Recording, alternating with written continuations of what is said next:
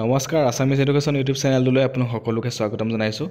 এইটো এডভাৰটাইজমেণ্ট আহিছে কৰিমগঞ্জ জুডিচিয়েৰী ৰিক্ৰুটমেণ্টৰ ফালৰ পৰা আহিছে। ইয়াতে দুটা লোৱাৰ ডিভিজন এছিষ্টেণ্টৰ পোষ্ট মুকলি হৈছে।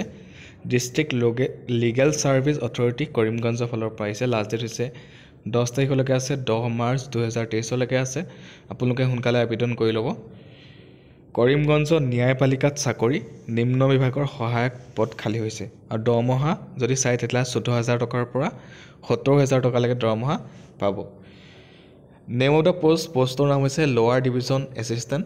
নাম্বাৰ অফ পোষ্ট দুটা আছে ইউআৰৰ কাৰণে আৰু দৰমহাটো গম পাইছে 14,000 to 70,000 আৰু গ্ৰেড পে থাকিব 6,200, 6,200 টকা গ্ৰেড পে থাকিব।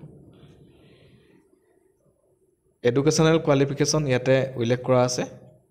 শিক্ষাগত অৰ্হতা লাগিব গ্ৰেজুৱেশ্যন ডিগ্ৰী পাছ কৰা হ'লে আপোনালোকে আবেদন কৰিব পাৰিব যিকোনো ষ্ট্ৰীমৰ পৰা, ছায়েন্স, আৰ্টছ, কমাৰ্চ আৰু কম্পিউটাৰ নলেজ লাগিব। Candidate must have basic computer knowledge. ঠিক আছে, 18 to 40 ইয়াৰ্ছলৈকে আবেদন কৰিব পাৰিব। এজ লিমিটটো বয়সৰ সময়সীমা আৰু এজ ৰিলেক্সেশ্যন দিছে SC ST কাৰণে 5 বছৰ এক্সট্ৰাকৈ দিছে আৰু OBC কেণ্ডিডেটৰ কাৰণে 3 বছৰ এক্সট্ৰাকৈ দিছে। আৰু এইকেইটা পোষ্টৰ বাবে আপোনালোকে আবেদন কৰিবলৈ হ'লে আপোনালোকে অফলাইন যোগে আবেদন কৰিব লাগিব। আপোনালোকে এইটো এড্ৰেছত পঠাব লাগিব।